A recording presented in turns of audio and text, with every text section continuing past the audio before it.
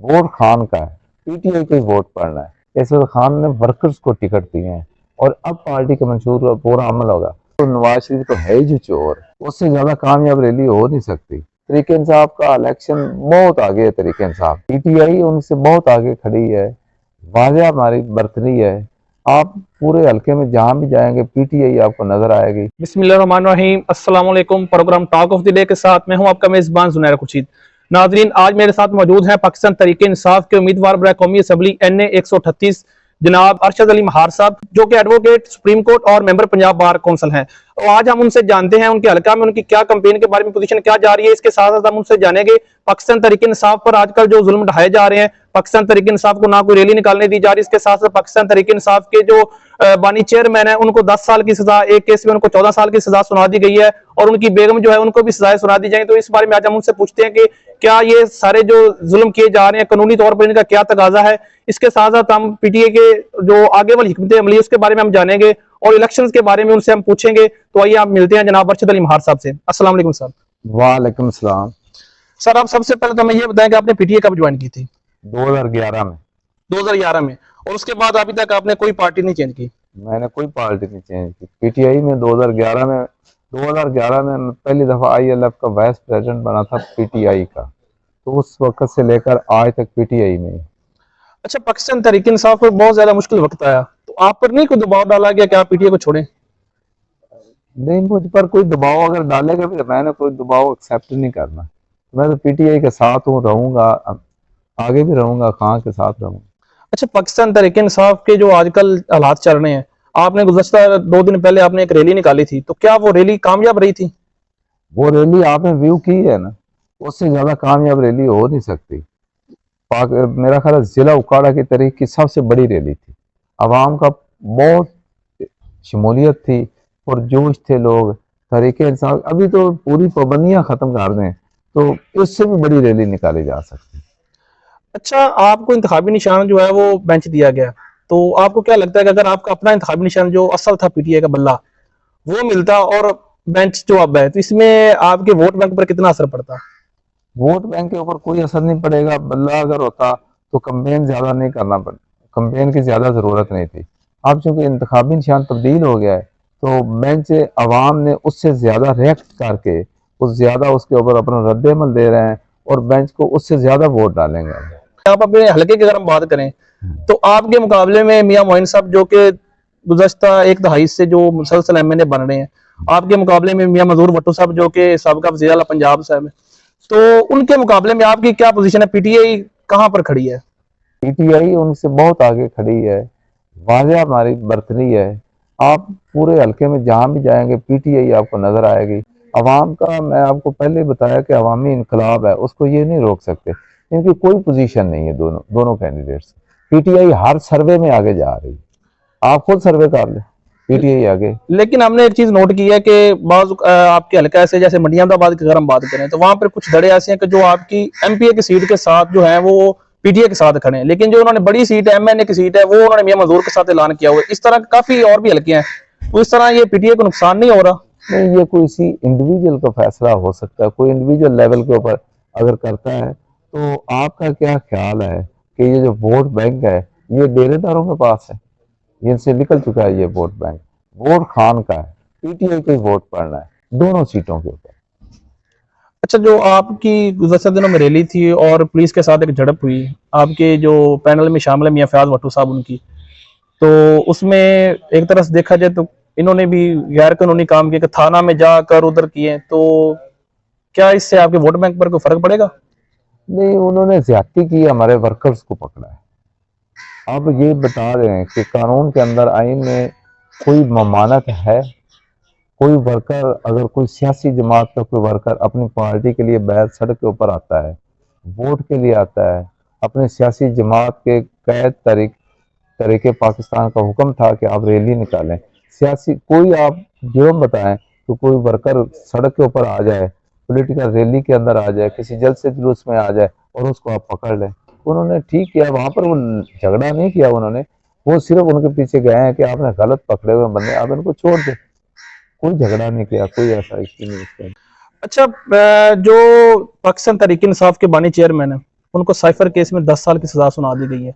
तो कानूनी लिहाज से आप बताएं कि ये किस तरह ये सजा हो सकती थी, या ये सिर्फ एक इलेक्शन को जो वोटर है उनको डराने धमकाने के लिए इस तरह किया गया है? ये ना कोई केस है, ना अनजस्टिफाइड ये कन्विक्शन है, ना ड्यू प्रोसेस लॉ अडॉप्ट किया गया है, ना कानूनी तकाजे पूरे किए गए। किसी किस्म का कोई ये जुर्म नहीं है, कोई ये केस नहीं है, झूठे केस में सजा दी गई है। जहाँ तक आपका ये ख्याल है कि वोटर को डराने के लिए उनका मकसद ये वाकई ये था, इसके अलावा भी कोई मकसद उनका था, लेकिन उसका रद्द-ए-अमल उल्टा हुआ है। अवाम ने उससे ज़्यादा रिएक्ट कर रद्द-ए-अमल दिया है। अवाम ने इससे तहरीक इंसाफ को ज़्यादा मजबूत होगी, ज़्यादा वोट देंगे अवाम। अब हमारी जो खान का पैगाम है, इमरान खान का जो पैगाम है, वही पार्टी की पॉलिसी है।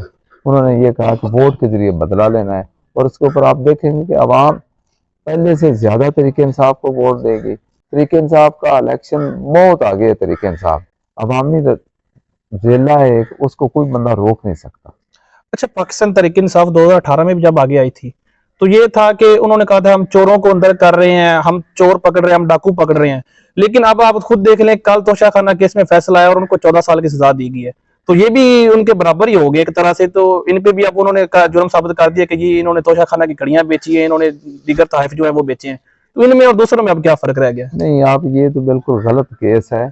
कोई किसी किस्म का जुर्म नहीं है। ये सारा एक बनाकर केस, उनको किसी किस्म का कोई चीज़ नहीं मिल रही। ये झूठा केस है। इस फैसले को हमने यकसर मुस्तरद करते हैं और ज़ोर इसकी मजम्मत की है मैंने, कल भी जलसों के अंदर भी। और इसको किसी भी लिहाज से ये तो एक पॉलिटिकल मोटिवेशन है, पॉलिटिकली एक मनोवरिंग करने के लिए ये एक झूठा केस बना दिया गया। क्या आप ये समझते हैं कि रात के 12-12 बजे तक आप केस चलाते रहें और 342 का बयान भी रिकॉर्ड ना हो, सजा कर दें? ये 1 मिनट के अंदर अगर अच्छा जज होगा तो इसको ख़त्म कर देगा सजा को। अच्छा, कल मरियम नवाज साहिबा का एक पावर शो था जफरवाल में, वहां पर उन्होंने एक बात की थी कि इनके साथ मुकाफाते अमल हो रहा है कि इलेक्शन से 10 दिन पहले मियां नवाज शरीफ को सजा दी गई, इलेक्शन से 10 दिन पहले इमरान खान को सजा दी गई, इलेक्शन के फौरी बाद नवाज शरीफ जो है वो भी आहिस्ता आहिस्ता वो पाक होते गए और आज ये पोजीशन बनेगी कि वो वजीर आज़म बनने जा रहे हैं उनके बकौल। तो आपको क्या लगता है कि सेम वही पॉलिसी अपनाई जा रही है अब भी? नहीं, वो मरीम नवाज, वो तो नवाज शरीफ तो है ही जो चोर।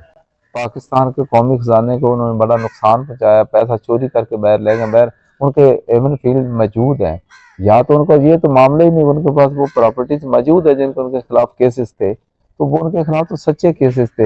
ये तो सिर्फ सिर्फ सियासी दबाव है और सिर्फ सियासी विक्टिमाइजेशन है जिसकी बुनियाद के ऊपर ये केस किए गए हैं। तो नवाज शरीफ किसने आपको कहा कि वजीर आजम बनने जा, वो तो कोई सीट ही नहीं जीत रहा, अपनी सीटें में लेकिन उनकी पार्टी वाले तो वो तो तैयार बैठे हैं कि हम तो बस जीत गए। आप एनालिस्ट हैं, आप तजिया निगार हैं, आप अपने हल्के का तजिया करें, पाकिस्तान का तजिया करें। कोई एक सीट भी नून लीग नहीं जीत रही, नवाज शरीफ खुद हार रहे हैं। अच्छा सर, आखिर में आप अपने हलका की आवाम को क्या मैसेज देना चाहेंगे और अपना क्या मंशूर जो है आप वो उनको बताना चाहेंगे?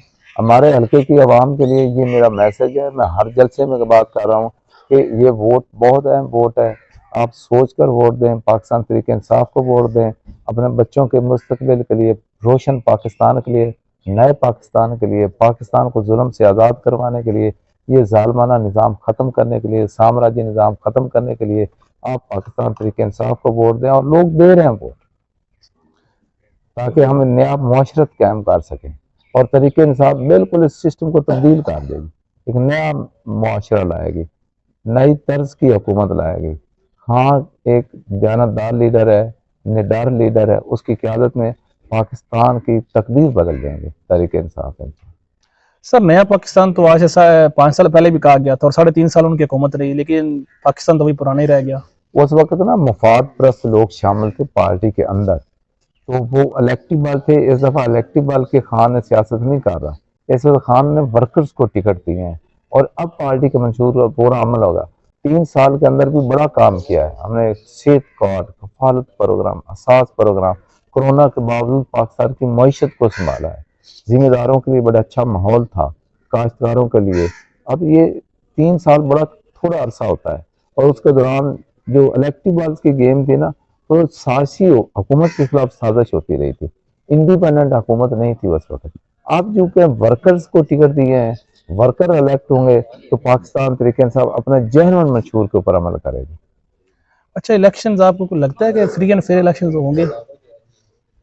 इस बात को ना अब जितना भी ये गड़बड़ कर सकते थे, जितना दबाव डाल सकते थे, दबाव के बावजूद तरीके इंसाफ बहुत अच्छा इलेक्शन ला रही। कारकुनान को इन्होंने गिरफ्तार किया है, अभी कल भी रेड किए इन्होंने मुख्तलिफ कारकुनान के ऊपर, कारकुनान को हिरासत कर रहे हैं, पूरी जमात को हिरासमेंट, पूरी जमात के अंदर हिरासमेंट है। लेकिन इसके बावजूद अवाम जो है वो हमारे साथ है, हम जीत रहे हैं इलेक्शन। बहुत शुक्रिया सर आपके वक्त का। बहुत मेहरबानी। जी तो नाज़रीन, हमारे साथ मौजूद थे मियां अरशद अली मार साहब। आपने उनकी गुफ्तगू सुनी, इसके साथ अपने मेज़बान जुनैर खुर्शीद भुट्टा को इजाज़त दें। अल्लाह हाफिज़।